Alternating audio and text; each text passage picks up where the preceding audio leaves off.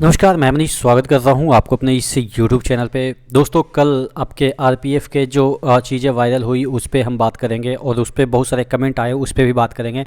लेकिन यहां पे एक न्यूज़ आर्टिकल छपी हुई है जो कि आपके लोको पायलट से संबंधित है और इसमें ये बताया जा रहा है कि इन फ्यूचर 2030 तक काफ़ी मात्रा में परिवर्तन रेलवे में होने वाले हैं। तो इसी वजह से आपके लगातार जो वैकेंसी है वो असिस्टेंट लोको पायलट के आते रहेंगे और इस साल निकल चुकी है इतना वैकेंसी, ये सब चीज़ें इसमें दे रखी है। चलिए, ये मुद्दा तो ख़त्म हो गया लोको पायलट का। लेकिन जो आरपीएफ की वैकेंसी कल आई थी उसमें से बहुत सारे लोग का ये कहना था कि यहाँ पे जो सरकारी रिजल्ट पे जो एक वेबसाइट है जो कि ट्रस्टेड वेबसाइट है आप कह सकते हैं, आ गया है सर, और इस वजह से यहाँ पे सरकारी नौकरी पे आ गया है, या सरकारी रिजल्ट क्या नाम है वेबसाइट का, तो उस पे आ गया है। तो ये चीज़ें सही है, इस मुद्दे पे भी हम चर्चा करेंगे कि क्या सही है क्या गलत है वो वेबसाइट, और ये वाला वायरल चीज़ें हैं वो तो ऑलरेडी फेक करार दिया ही गया था। तो तमाम चीज़ों पर डिस्कस करेंगे। इससे पहले वीडियो शुरू हो मैं आपको बता दूँ कि एंड ऑफ विंटर सेल चल रहा है, जिसके तहत आप 26 से 29 फरवरी तक अगर आप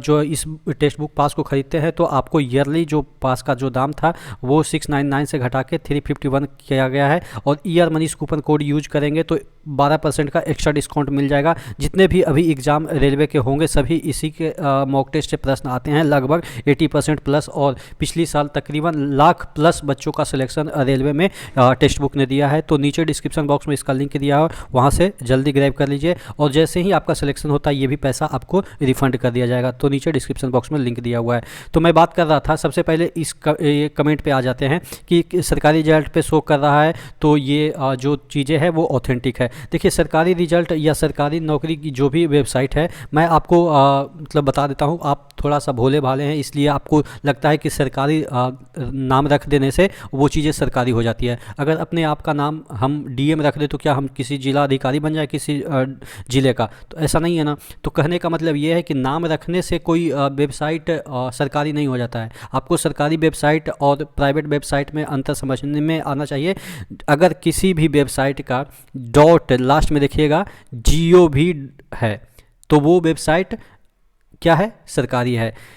या किसी वेबसाइट के लास्ट में NIC है तो ये वेबसाइट सरकारी है। तो आप देखिएगा सरकारी रिजल्ट या सरकारी नौकरी जो भी इस तरीके से सरकारी नाम से चल रहे हैं, क्या उसके लास्ट में GOV है, क्या उसके लास्ट में NIC है? अगर ये दोनों नहीं है तो आप मान के चलो कि वो प्राइवेट वेबसाइट है और उस पर कुछ भी अपलोड हो सकते हैं, अनर्गल चीज़ें भी अपलोड होते रहते हैं। हालांकि सरकारी नौकरी थोड़ा सा ट्रस्टेड वेबसाइट है, लेकिन क्या हो गया ना कि अब सरकारी नौकरी या रिजल्ट जो भी हो, अब क्या हो गया कि मार्केट में कंपटीशन इतना ज़्यादा हो गए हैं, बहुत सारे तरह के वेबसाइट आ गए हैं। तो जिसको लगता है कि अच्छा मेरे पास इन्फॉर्मेशन आया तो मैं पहले डाल दूं जिससे कि मेरे ऊपर ट्रैफिक आए और मेरा पैसा बने। तो ये है यूट्यूब का ही वहाँ पे एल्गोरिथम है, यानी कि यूट्यूब पे जैसे आप देखे होंगे कि जल्दी जल्दी आपके जो आने लगते हैं वीडियो, कोई भी चीज़ें आती है तुरंत वीडियो आ जाती है। तो उसी तरीके से वेबसाइट है, नाम रख दिया सरकारी लेकिन सरकारी है नहीं, वो हम ही आप लोग में से कोई बंदा उसको चला रहा है और उसको पैसे आ रहे हैं।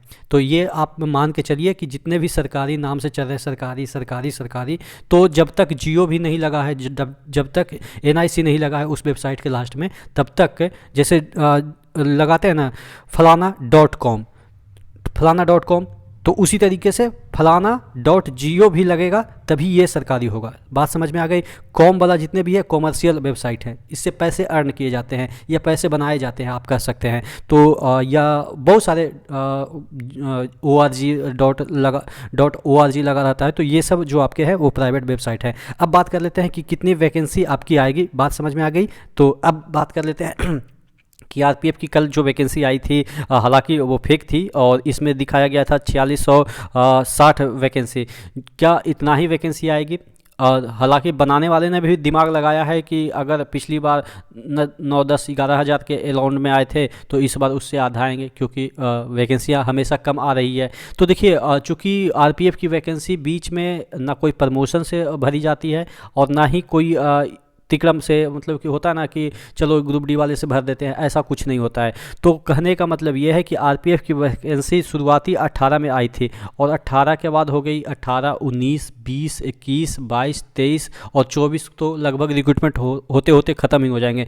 तकरीबन 7 साल आप मान के चल सकते हो। 7 साल में क्या 5 ही हज़ार या 4 ही हज़ार बंदे रिटायर हुए होंगे? ऐसा तो नहीं है। और रेल भी बढ़ी है, रेल नेटवर्क बढ़ी है, तो ऑब्वियस है उसको सुरक्षित जगह पे पहुंचाने के लिए आरपीएफ की आवश्यकता होती है। आरपीएफ तो इवन मालगाड़ी में भी आवश्यकता होती है। तो कहने का मतलब ये है कि आरपीएफ की वैकेंसी काफ़ी मात्रा में खाली है, और ये 4,500 दिखा रहा है, वो मुझे लग रहा है कम से कम तो 8 से 9 हज़ार मिनिमम आनी चाहिए आरपीएफ की। और एसआई की वैकेंसी कम से कम तो 3 से 4 हज़ार आनी चाहिए, और आएगी ही अगर रेलवे चाहेगी तो। लेकिन अगर रेलवे वही वैकेंसी को बचाना चाहेगी तो वो अलग मुद्दा है कि हमेशा हर एक साल देना है तो पहले वैकेंसी बचा लेते हैं। लेकिन अगर ऐसा करती है तो अलग मुद्दा है। लेकिन अगर ऑथेंटिक पे में अगर रेलवे वैकेंसी देना चाहती है तो कम से कम तो दोनों मिला के 10,000 वैकेंसी, मेरे अनुसार 10,000 वैकेंसी आपको आरपीएफ और एसआई के आनी चाहिए। आप क्या सोचते हैं नीचे कमेंट बॉक्स में कमेंट करके ज़रूर बताइएगा। नेक्स्ट वीडियो मिलते हैं, तब तक के लिए जय हिंद।